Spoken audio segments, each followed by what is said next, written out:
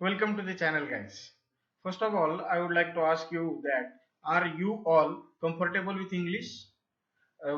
As I have stated in the previous video that I too a board student, and if I can, then definitely you can.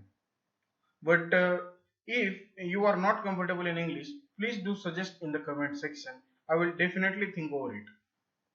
And now today we are going to write our first program in the C, which is Hello World. As I have stated, when you go to the Google Chrome and type for C compilers online, it will give you the list of wide range of compilers available online. We are gonna use online GDB because it is one of the good practices, I think. And but even if you want, you can go for the others. Others are too good. Now you see this line of code written already. Let's delete it out and we will write the code again. Hashtag include. While writing a code, the most important thing of any language is the syntax of its attributes or the things which you write. This is the include syntax. If you want to include in a directory or in a dictionary, that will be helpful in writing the code of the things or the features you want to implement in your code. Then include is very important. That in this code we are gonna use standard io.h. Now what is this standard io? Standard io stand for standard input and output. Standard input and output.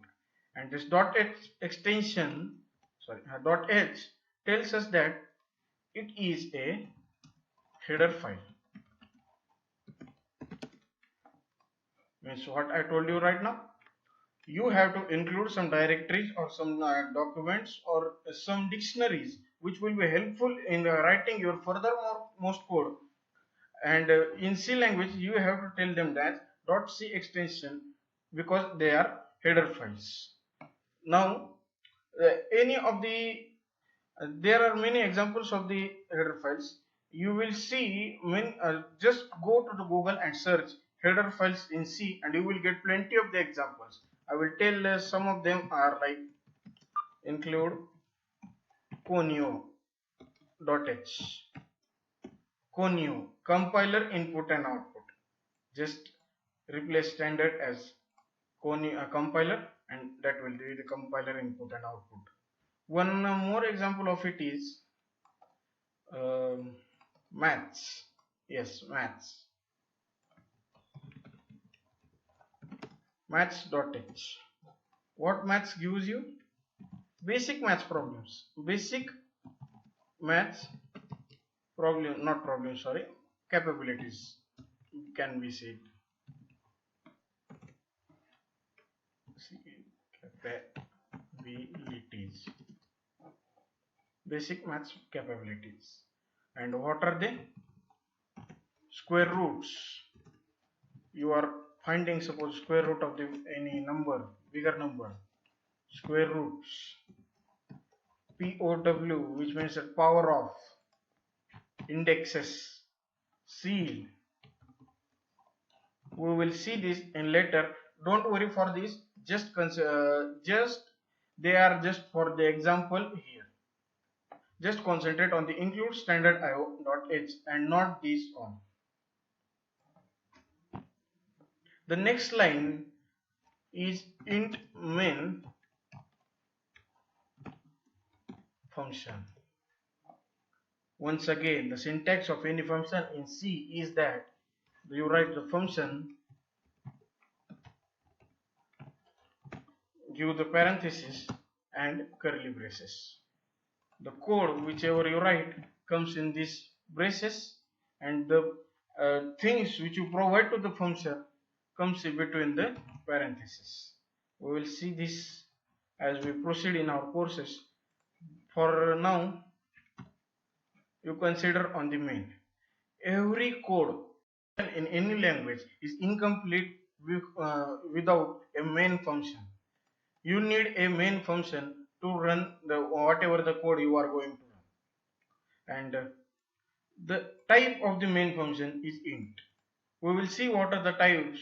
There are many types like int, char, and double, etc., etc. But just concentrate on that. The main function returns an integer. What the function returns is its type, and the main function returns an integer, means we have to return something, and in this case we are gonna return 0. And why 0? Because returning 0 doesn't impact anything on any other things, any other line of code. And because the function is int, we have to return, and just because we have to return, we write 0 there.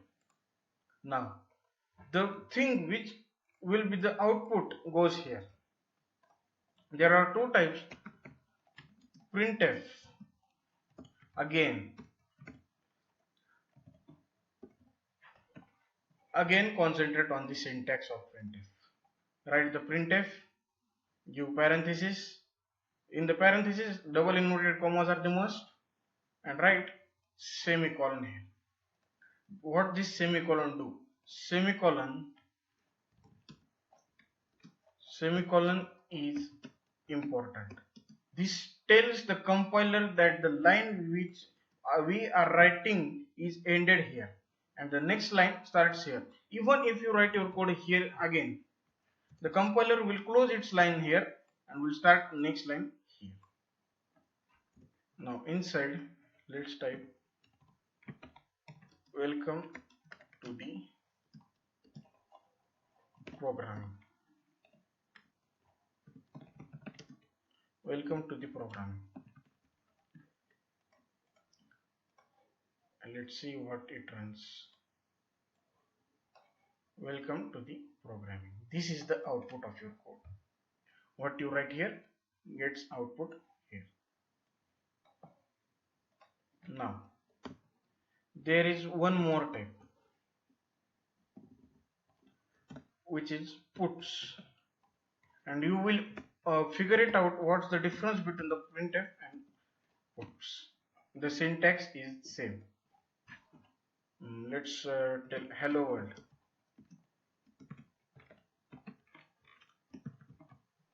And run again. Got it? No, I think not. Welcome to the programming is output, and hello world is also output, and there is no line extension. For this we write /n here.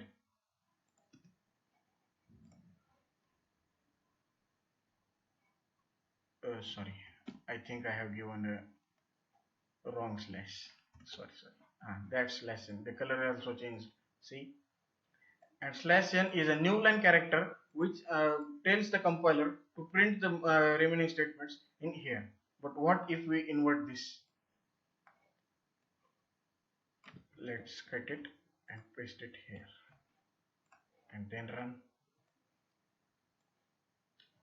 How the compiler get to know that after printing the hello world he had to get inline character and then print welcome to the programming? Well, that's the difference between puts and printf.